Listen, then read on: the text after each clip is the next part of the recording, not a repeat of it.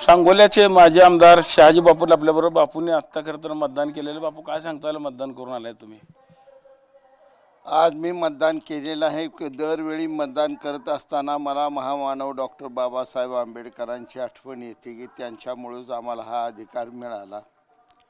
आज स्थानिक स्वराज्य संस्थांच्या रेंगाळलेल्या निवडणुकीचं मतदान करताना मला खूप आनंद होतोय आणि आता ग्रामीण भागाची आणि नगरपालिकेची कामं हे सर्व कार्यकर्ते नेते म्हणजे सुरळीत पार पाडतील असं मला वाटतं. नगरपालिकेला पालकमंत्री तुमच्या विरोधामध्ये होते, मात्र आता जिल्हा परिषद तुम्ही एकत्र लढताय. कसं एकंदरीत वातावरण सांगोल्याचं?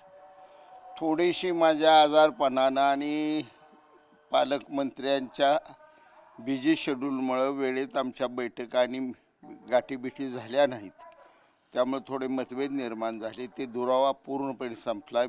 पालकमंत्री मी आणि माजी खासदार रणजितसिंह नाईक निंबाळकर गेली 25 वर्षाचे सख्या भावासारखे मित्र आहोत आणि राजकीय आमची समीकरणं नेहमी जुळतात.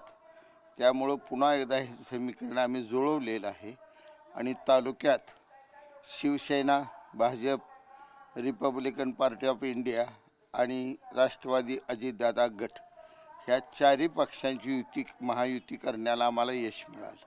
पवारसाहेबांची राज्यसभेची मुदत आता संपते. मवियाकडे संख्याबळ असल्याचा दावा खरं तर राऊत यांनी केलेला आहे. कसा बघताय?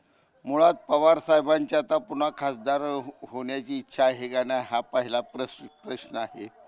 कारण त्यांच्या कुटुंबात एक दुःखाचा डोंगर कोसळल्यासारखं. पण पवारसाहेबांनी जर इच्छा व्यक्त केली तर निश्चितपणे मविया असो किंवा हे सर्वच पक्ष त्यांना पुन्हा खासदार म्हणून दिल्लीला पाठवण्यासाठी कोणी अडसर करणार नाही. सर्व पक्षाचं त्यांच्यापुरतं सहकार्य देतील अशी मला आशा आहे. अजित पवारांच्या विमानामध्ये बॉम्ब होता का तपासा, असं खासदार बजरंग सोनवणेने मागणी केली. कसं बघता याच्याकडे?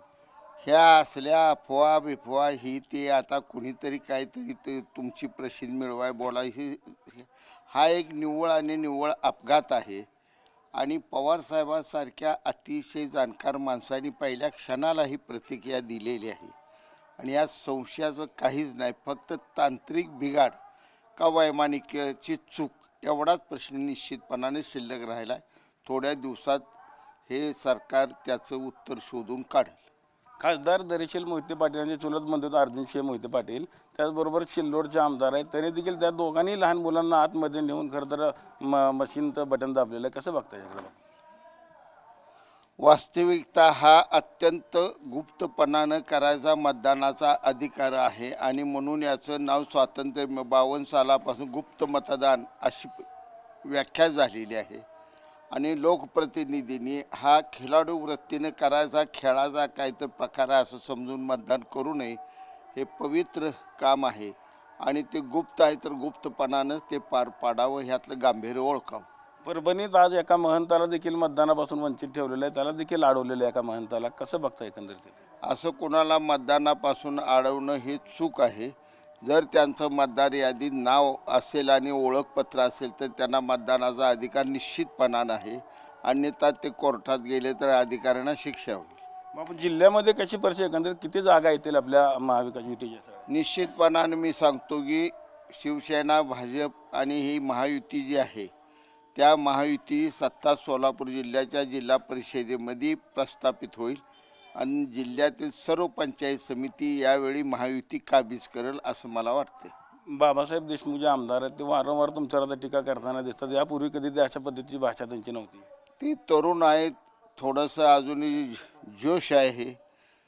माझ्यावर टीका करून त्यांना एक आमदारकी मिळाली, त्यामुळे सतत बापू बोलल्यावर मतं मिळतात असा एक भ्रम झाला आहे. तो भ्रम जनता लवकर त्यांचा संपवल. तो भ्रम त्यांचा नगरपालिकेत कालच्या जनतेनं संपवलेला आहे. ते काय सांगताल? तुम्ही देखील आता मतदान करून आलाय, कसं बघताय? मतदान केलं, छान वाटलं. दादासाहेब येतात निवडून, दादासाहेब लवटे. हो बापूंचं सगळं आहे सध्या. हो, दादाची काम आहेत. प्रचार केला हो, दादा येतात निवडून, यश येणार. बाळासाहेब बंडगरन, दादासाहेब यश येणार बापूच्या प्रचाराला. सांगोल्याहून कॅमेरामन विनोद सह रवी लवेकर, TV9 मराठी.